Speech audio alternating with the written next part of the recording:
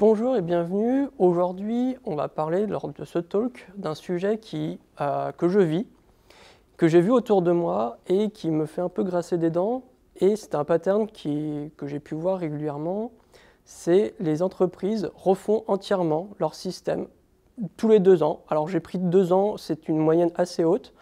Mais globalement, dans ce laps de temps, du début à 2 ans, à un moment donné, elles veulent refaire leur système.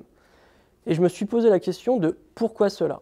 Et on voit un pattern récurrent avec ça, c'est elles sont souvent rattrapées par ce qu'elles appellent la dette technique. Et du coup, être rattrapée par cette dette technique est-ce une fatalité en soi? Alors pourquoi est-il nécessaire de maîtriser sa dette technique? N'avez-vous jamais remarqué que vos tickets mettaient de plus en plus de temps à aller en production, à être développés? N'avez-vous jamais dit « Ah, c'est qui a fait ce code? Ah mince, c'est moi ». N'avez-vous jamais remarqué qu'il y a de plus en plus de bugs? Des fois, on nous dit « Ah, c'est pas possible, il faut tout refaire, etc. etc. » Certainement, vous en avez dans votre contexte aussi des cas que vous pouvez trouver. En fait, grosso modo, n'avez-vous jamais voulu prendre du plaisir au travail? Moi, quand je vais tous les jours au travail, moi, je suis content de venir, de travailler sur le code sur lequel je suis, dans l'équipe où je suis. Je ne suis pas là à me battre avec mon code tous les jours, et c'est vraiment cool. Alors moi, c'est Michael Végery, donc consultant auto technologie. Vous pouvez me retrouver sur plusieurs réseaux sociaux, tels LinkedIn, YouTube ou Medium. C'est parti. L'agenda de ce talk, il va être divisé en 3 parties. La première, c'est on est acteur de la détérioration du code. Je vais vous montrer, expliquer, mais à travers mon retour d'expérience, ce que j'ai pu constater. Je vais expliquer des outils qui sont à notre disposition pour la contrôler. Et demain, retour à la réalité, je vais vous proposer un plan d'action par rapport à ça. C'est parti. Donc nous sommes acteurs de la détérioration du code. On fait un abus de langage qui est bien commode. On met tout sous la forme de dette technique. Mais en fait, la dette technique, c'est quelque chose qui est contracté de manière consciente. C'est-à-dire c'est un raccourci qu'on prend volontairement dans le code pour aller plus vite, mais qu'on doit rembourser par la suite. Par contre, de manière inconsciente, on détériore également le code, dû notamment à soit un manque de connaissances ou de compétences de notre part ou de l'équipe. Et c'est sur cette dernière qu'on va se focaliser tout au long de cette présentation. J'ai détecté en tout cas 4 piliers qui sont facteurs de la détérioration inconsciente de ce code. Le premier, c'est les choix des technos avec l'architecture SI. Le second, l'architecture et le design de code. Le troisième, la stratégie de test. Et enfin, le quatrième, l'organisation. Attaquons par le premier, le choix des technos et l'architecture du SI. Il y a un pattern récurrent qu'on peut voir, c'est les entreprises qui font que j'appelle du app-driven development. En gros, on prend une techno qui est à la mode et on va la mettre chez nous, malgré que potentiellement ça ne répond pas à notre besoin. Le problème dû à ça, c'est que souvent, lié à ces technos ou à ces patterns, il y a une non-maîtrise de ce choix. Et le fait qu'il y ait une non-maîtrise de ce choix augmente la chance de faire des erreurs et donc de faire des erreurs dans le code, etc. Exemple, partir sur des microservices alors qu'on n'en a pas forcément besoin et qu'on n'en a pas les compétences. Ensuite vient l'over-engineering. Faire du code, le problème sous-jacent à ça, c'est qu'on fait du code car on ne sait jamais. Et la conséquence par rapport à ça, c'est qu'on augmente du code qu'on doit maintenir et du coup, par conséquence, le risque de créer des bugs. Et enfin, dernier facteur dans ce pilier, c'est quand on parle trop vite de KISS ou de YAML, donc Keep it simple, stupid ou You ain't gonna need it. C'est-à-dire qu'on souhaite faire l'impasse sur des choix qu'on juge à ce moment-là overkill. Donc ça, c'est la problématique sous-jacente. Mais la conséquence par rapport à ça, c'est que en fait, on se met des bâtons dans les roues et on va complexifier notre legacy de demain. Deuxième pilier, l'architecture et le design de code. Un pattern, c'est qu'on empile les lignes de code mais sans vraiment de structure apparente. Problématique, c'est que souvent on a peu de connaissances en design de code au final. Et ça mène à quoi? Ça mène à ce qu'on appelle plus communément le plie de spaghetti. Donc quand on tire à un endroit, il y a tout qui vient avec et tout est entremêlé. Et c'est compliqué de développer là-dedans. Ensuite, quand on choisit notre base de données et notre framework. Et ces deux composantes, ou l'une des deux, dictent leur loi, c'est-à-dire qu'on construit tout autour de ça. Problème par rapport à ça, c'est que du coup, on ne reflète pas le métier dans notre code. C'est-à-dire que quand on va discuter avec nos homologues du métier pour qui on résout une problématique, on ne va pas la retrouver dans le code. Et la conséquence sous-jacente à ça, c'est qu'on va augmenter intrinsèquement notre charge cognitive quand on va travailler sur ce code-là. On ne va pas retrouver les concepts avec lesquels on dialogue tous les jours avec le métier. Deuxième facteur par rapport à ce pattern-là, c'est qu'on va mélanger le métier et le code technique. Et du coup, en mélangeant ces deux choses, on va coupler des cycles de vie qui sont différents. La technique peut évoluer indépendamment du métier et vice-versa. Et souvent, la technique évolue de manière vraiment asynchrone du métier. Des fois, on veut changer de base de données, on veut changer de framework. Mais pourquoi notre métier devrait évoluer par rapport à ça? Troisième pilier, la stratégie de test, si on en a une. On écrit des tests, mais quand on refacto notre code, donc sous-entendu, quand on change l'implémentation et non le comportement de notre code, nos tests ils virent au rouge. Souvent, le problème dû à ça, c'est on fait un fichier de test par un fichier de code ou unité de code. Et du coup, on se retrouve avec un code qui est verrouillé. Parce que quand on va vouloir changer notre implémentation, on va avoir plein de tests qui vont devenir rouges et ça va être fastidieux à remettre tout d'équerre.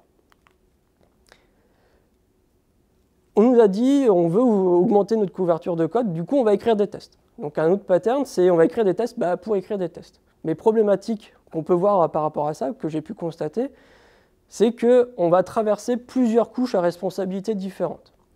Et du coup, en traversant ces différentes couches, on va complexifier déjà l'écriture des tests, leur maintenance et leurs évolutions. Par exemple, pourquoi que quand je teste un contrôleur API ou un composant, pourquoi je dois me soucier de comment et je récupère la donnée en base de données? Il n'y a pas forcément de lien entre les deux.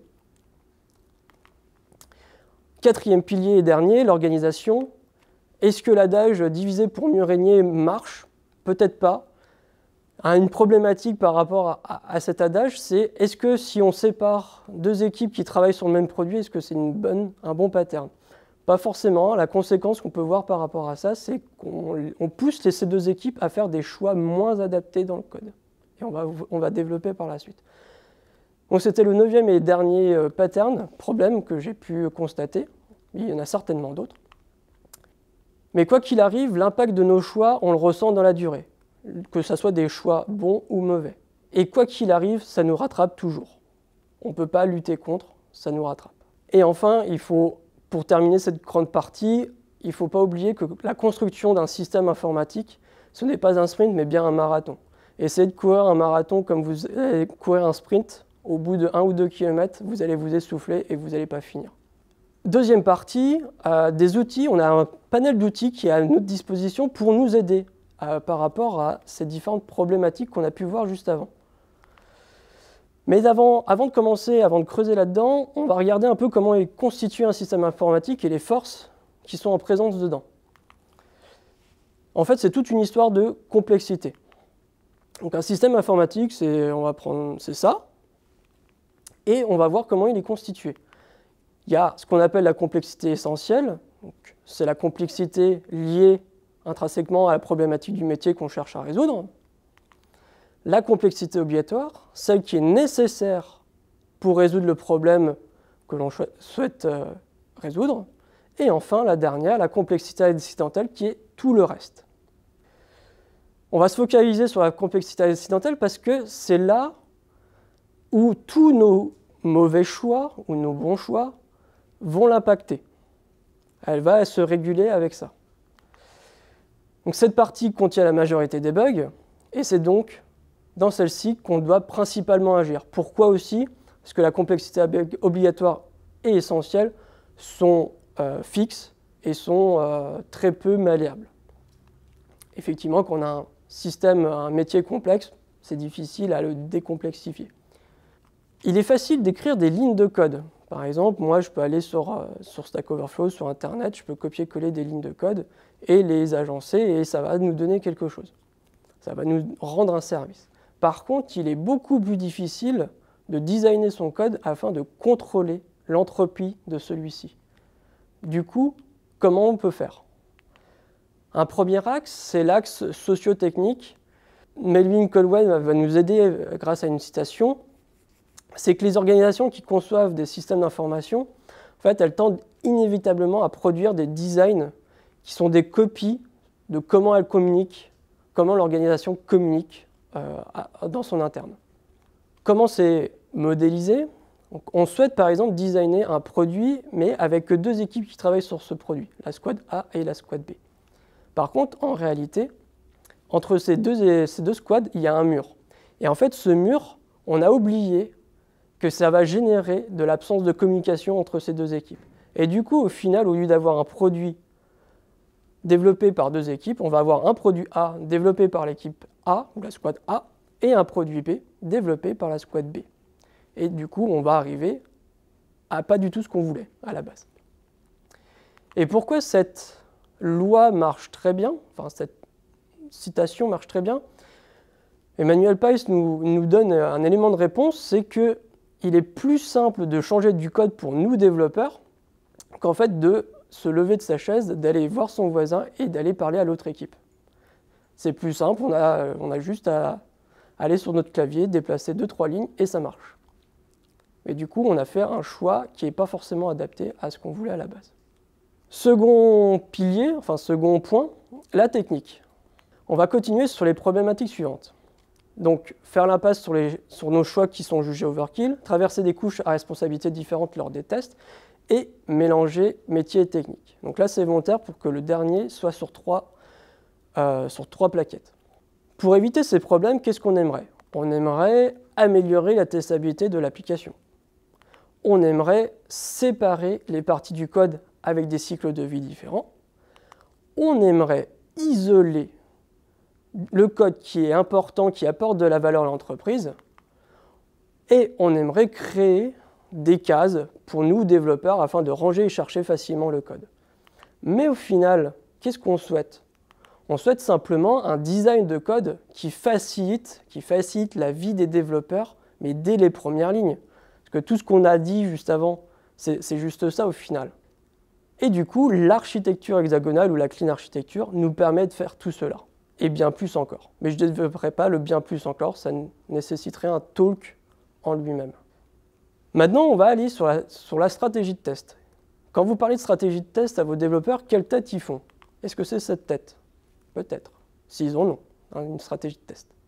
Et là, on va se focuser dessus et on va revenir à l'architecture hexagonale parce qu'elle va nous aider. Pourquoi elle va nous aider? Si vous vous souvenez, il y a cette fameuse plaquette qui nous dit que ça nous permet d'améliorer la testabilité de l'application.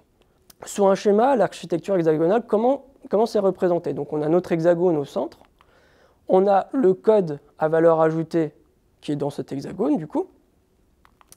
À gauche, ce qui va utiliser ce code à valeur ajoutée, donc par exemple une API REST, des composants React, Angular, un producteur RabbitMQ, whatever.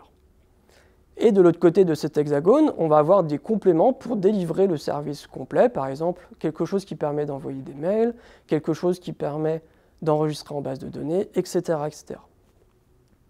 Et donc comment ça va nous aider dans les tests? On revient à un autre schéma qu'on avait vu, et on va regarder les deux premiers typologies de tests, les tests unitaires et les tests d'acceptation. Et du coup, ces deux typologies de tests, qui ont pour but notamment de valider ce qui a de la valeur pour l'entreprise, on va voir qu'ils n'ont qu'une zone de test et qu'elle est en isolation de tout le reste de l'application. Et la zone de test, je vous le donne en mille, c'est le centre. C'est là où ça rapporte de l'argent, où il y a de la valeur pour l'entreprise. Passons maintenant au test que moi j'appelle d'intégration. Je précise que c'est moi qui appelle d'intégration parce que c'est là où on va voir comment on intègre les différentes parties à notre système.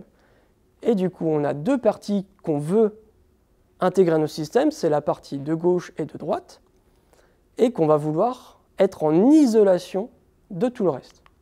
Donc on a notre partie de gauche qui est isolée du code à valeur ajoutée et notre partie de droite qui est testée en isolation du code à valeur ajoutée, et les deux sont testés en isolation l'un de l'autre. Maintenant, on va faire un tout petit focus sur comment écrire un test. Parce qu'on ne teste pas une unité de code, mais on teste une unité fonctionnelle. Et au final, on va s'apercevoir que ce qu'on veut tester, c'est tester par transitivité notre code. Prenons par exemple notre hexagone. On va vouloir tester cette partie-là de l'hexagone. Donc ça va être notre point d'entrée de test. Mais pour rendre la fonctionnalité comme elle doit être, ce bout de code va peut-être utiliser ces bouts de code-là. Et du coup, sur ce bout de code-là, on ne va pas rajouter de test ici. Pourquoi? Parce que c'est déjà testé.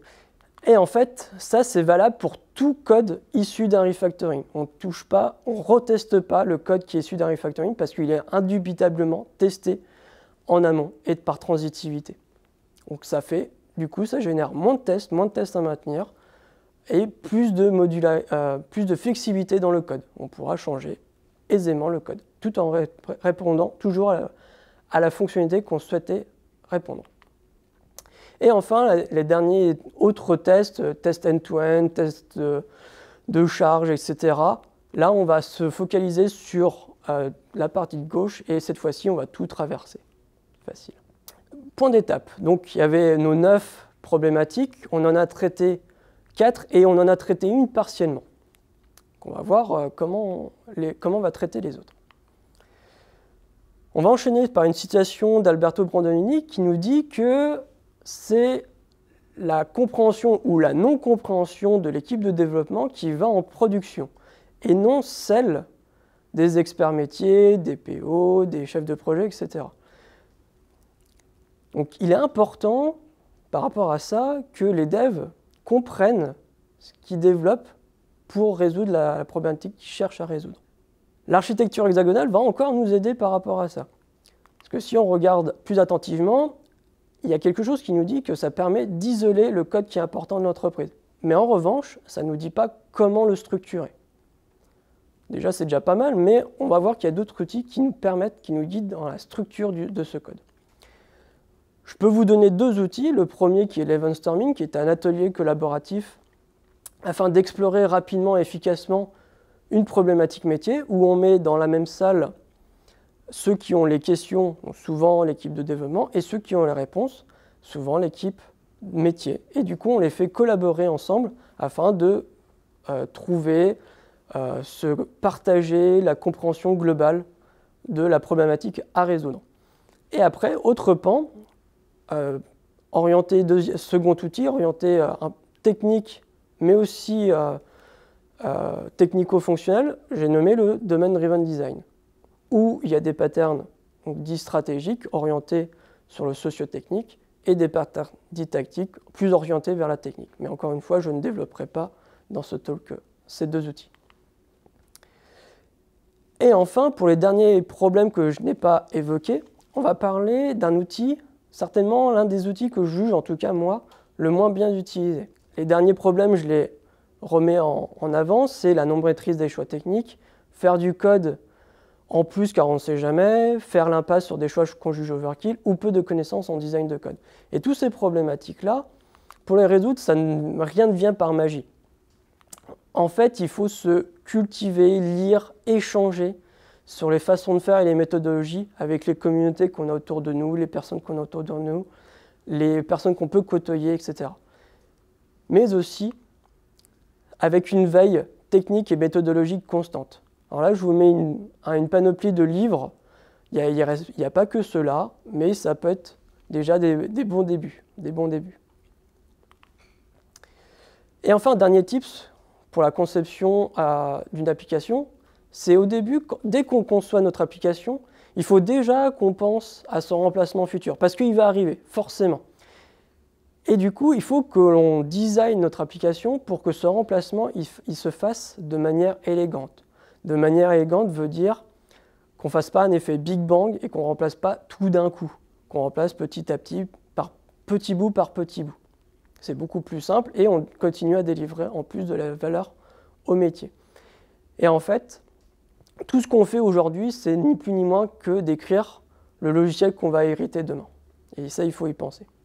En résumé de cette partie 2, on peut voir que, grosso modo, tout est lié.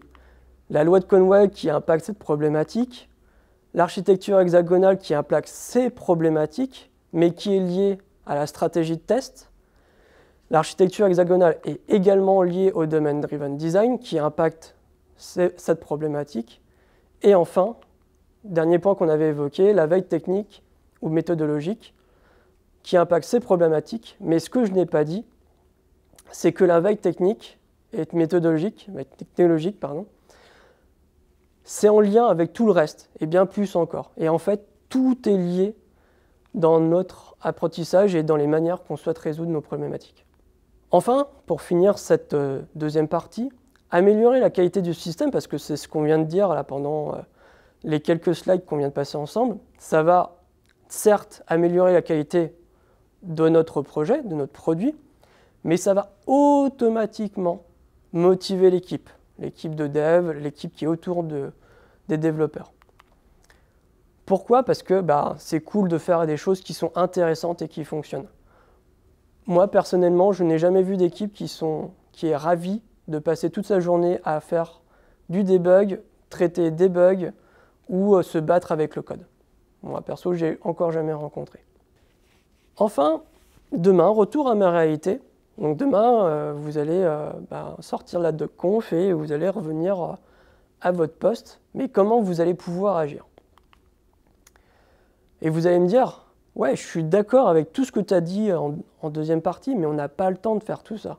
Il y a toujours un truc à faire, on est toujours sous l'eau et tout ça. Mais en fait, je vais vous dire, le temps, en fait, ça se prend. Et ne soyez pas le petit bonhomme qui essaye de couper un tronc d'arbre avec une hache alors qu'on vous propose une tronçonneuse à côté. Ne soyez pas ce petit bonhomme. Prenez la tronçonneuse et prenez le temps de prendre cette tronçonneuse. Et pour prendre ce temps, on va essayer de couper un cercle vicieux. Et cercle vicieux, c'est si vous êtes en sprint et en scrum, vous avez peut-être trouvé un pattern que vous avez peut-être eu ou que vous avez peut-être. C'est on est en fin de sprint, mais il reste encore beaucoup d'user stories à finir. Mais on souhaite donc tenir nos engagements qu'on a eus auprès du métier, etc., et même auprès de l'équipe. Du coup, on va générer de la dette pour pouvoir finir et tenir ces engagements. Et, souvenez-vous, inconsciemment, on va aussi détailler notre code. En générant cette dette, il va falloir quand même la rembourser en début de sprint, et c'est le cercle qui va tourner. Donc, rembourser, il va nous rester beaucoup d'US à la fin du sprint, on souhaite tenir nos engagements, etc., etc. Et par rapport à ce cercle très vicieux, on va voir comment il agit sur la complexité accidentelle du code. Sprint 0 à 2, on génère un peu de complexité. On va la réduire en fin de ces sprints, très bien. Mais on ne réduit pas tout, à chaque fois, forcément, on oublie des choses. Sprint 3 à 5, on continue à construire dessus, donc on rajoute un peu de complexité. Cette fois-ci, on en enlève un peu moins parce que on a plus de choses à faire et plus à désendetter.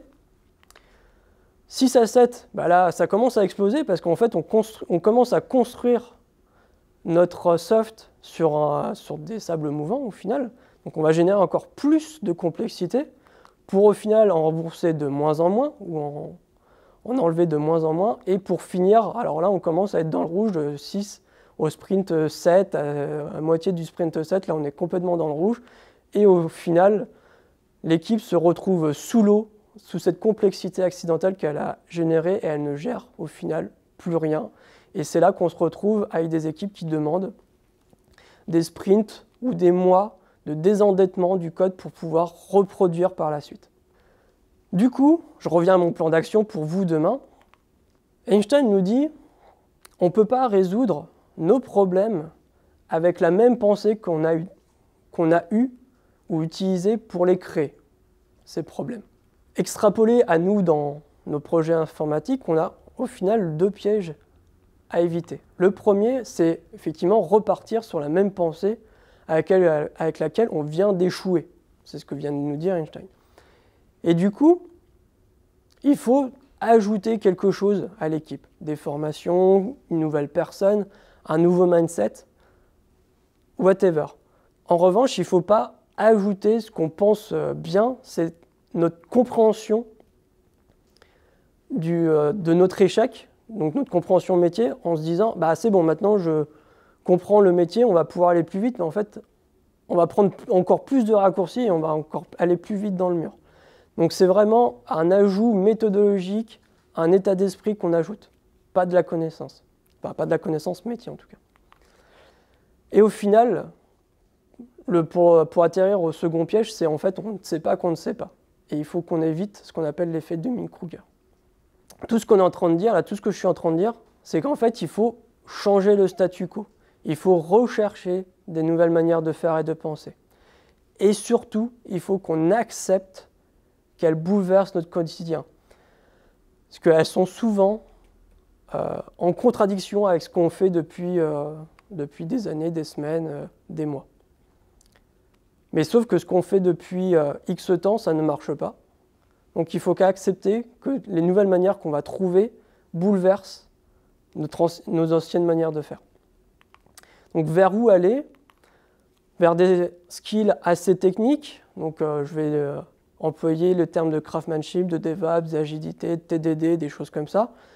Des outils qu'on a vus précédemment, design de code, autour de l'architecture du code, autour de l'architecture de projet, mais également des soft skills, donc savoir communiquer, écouter les personnes autour de nous, peu importe les personnes, savoir transmettre notre savoir, savoir dire non, et surtout continuer d'apprendre, parce qu'on ne sait pas qu'on ne sait pas. Et évidemment, cette liste est non exhaustive. Enfin, on a une question à laquelle on doit répondre, c'est comment, au final, on souhaite optimiser le coût du projet. On a donc deux options possibles qu'on va mettre dans la balance. L'option A, refaire tous les 2 ans tout le système, ou option B, investir dès le début et continuellement dans notre projet, dans notre système. Et on va faire une comparaison grossière. Tout au long du projet, on va passer par 4 phases, la phase de démarrage, post-démarrage, il va y avoir une évolution importante et la post-évolution. L'option A, avec un coût, on a dit, relativement faible, mais qui va augmenter au fil du temps et jusqu'au moment de l'évolution importante où potentiellement, là, elle va devenir plus qu'exponentielle et qu'elle va grimper au plafond. Pour au final se dire, ça nous coûte trop cher, on va peut-être tout refaire, mais au final, tout refaire, ça augmente les coûts cumulés.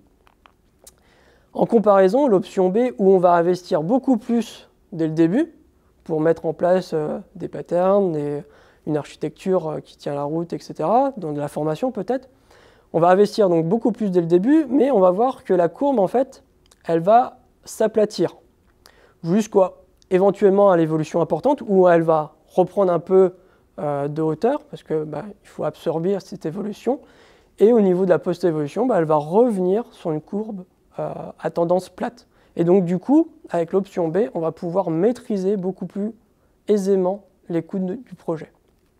Donc du coup, par rapport à ces deux choix, au final, l'option A est le chemin par défaut qu'on prend. On prend par défaut qu'on ne sait pas et qu'on fait du code pour faire du code.